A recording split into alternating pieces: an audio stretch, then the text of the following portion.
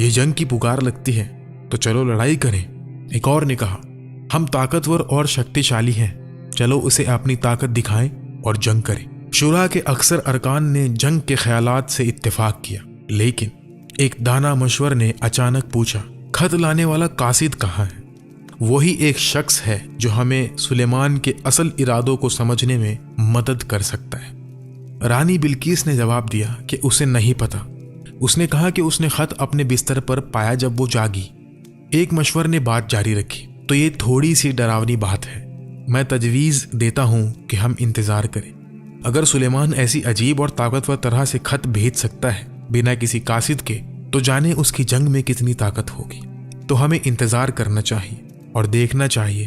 फिर रानी बिल्किस ने कहा, जब बादशाह किसी मुल्क पर हमला करते हैं वो सब कुछ तबाह कर देते हैं और शरीफ लोगों को कमज़ोर कर देते हैं।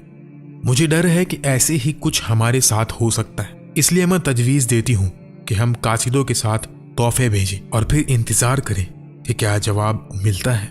किसी ने इजहार इख्तलाफ नहीं किया तो उसकी तजवीज़ मंजूर हो गई। हुदहुद परिंदे ने पूरी गुफ्तगू सुनी। जब इजलास ख़त्म हुआ वो उड़ गया। सबा के मुल्क में ऐलान किया गया कि सोना और जवाहरात से एक तोहफा बनाया जाएगा, चाहे कितना भी खर्च हो। ये एक शानदार तोहफा होना चाहिए। उन्होंने रानी को कहा कि सुलेमान एक ताकतवर और डरावना शख्स है और सिर्फ एक बहुत कीमती तोहफा उसे खुश कर सकता है। उनका मुस्तकबिल उसकी रहमत पर मबनी था। मुल्क के कलाकारों ने दिन रात काम शुरू किया ताकि ये खास तोहफा बना सके। उन्होंने कई कीमती चीज़ों का इस्तेमाल किया। आखिर में तोहफा तैयार था। ये एक सोने का ट्रे था जिनके किनारों पर 2 भेड़िए सोने और जवाहरात से बने हुए थे। जब रानी बिल्किस ने यह खूबसूरत और कीमती तोहफा देखा वो बहुत खुश हुई। उसने अपने कासिदों को तैयारी करने और इसे सुलेमान तक ले जाने का हुक्म दिया। उसने अपने फौज के एक सिपा सलार को भी भेजा ताकि सुलेमान की फौज की ताकत का अंदाजा लगाए। उसने अपने कासिदों से कहा, पता लगाओ कि सुलेमान असल में हमसे क्या चाहता है और उसकी फौज कितनी ताकतवर है। नबी सुलेमान अलैहिस्सलाम को रानी के इजलास के बारे में हुदहुद के जरिए पहले से पता चल चुका था। जब हुदहुद मुल्क की सरहदों के गिर्द उड़ रहा था, उसने कासिदों का काफिला देखा और जल्दी से वापस उड़कर सुलेमान अलैहिस्सलाम को इत्तला दी।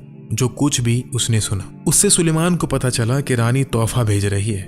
उसे ये भी पता था कि उसका असल मकसद उसके इरादों और फौजी ताकत का पता लगाना है। तो सुलेमान ने हुक्म दिया कि उसकी फौज तैयार हो और रानी के कासिदों के इस्तकबाल के लिए सफ बंधे। उसने कुछ आदमी भेजे ताकि उनसे मुलाकात करें। नबी सुलेमान अलैहिस्सलाम का एक ही मकसद था, मैं चाहता हूं कि वो मुझसे मिलने से पहले ही शिकस्त